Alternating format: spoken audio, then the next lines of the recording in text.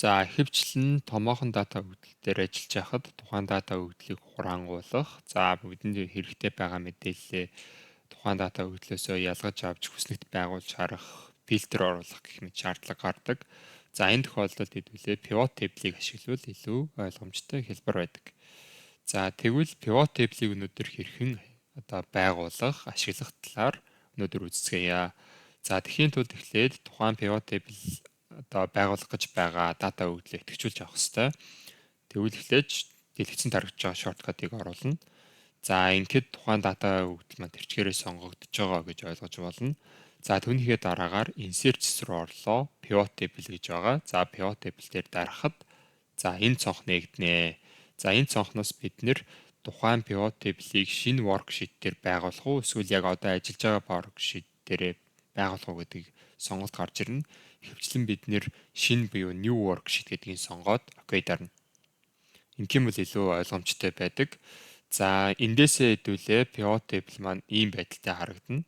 За эндээс хэдүүлээ ялгаж авах байгаа хэдүүлээ утгаа хэмжээсээ оруулаад өгнө.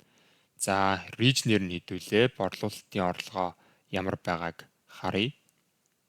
Values дээр оруулаад өглөө. За үүн дээрээ нэмээд бид нэр за customer segment нь юу нь бол сегментээр фильтрдэж харъя гэд оруулаад өгөхөөр энэ дэлгэцний зүүн гар талд тухайн хүснэгт болон фильтр маань одоо ажиллаж байгааг та бүхэн харж байгаах.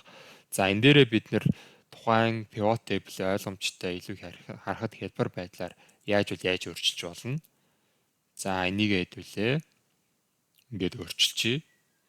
Тэгэх юм бол илүү харахад ойлгомжтой болж байна. За хэдүүлээ фильтр маань ажиллаж байна уу гэдэг харъя. Corporate-ийн сонгоод OK дарахад фильтр маань ажиллаад corporate segment-ээрээ region-аар ялгадаа харагдаж байгаа гэсэн үг. За энийгээ буцаагаад all болгоход нийт дата өгөгдөл маань харагдаж байгаа гэж ойлгож байна.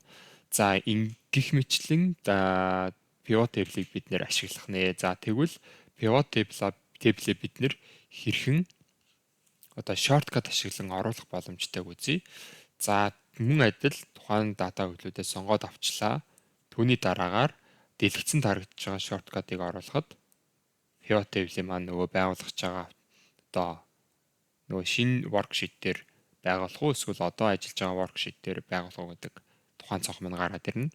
Түүний дараагаар new worksheet гэдгээс сонгоод OK дараад өгөхөд worksheet pivot table маань ороод ирж байна гэж ойлгож болно. За ингээд pivot table-ийг байгуулж ашиглаж бид нэр чадах нэ.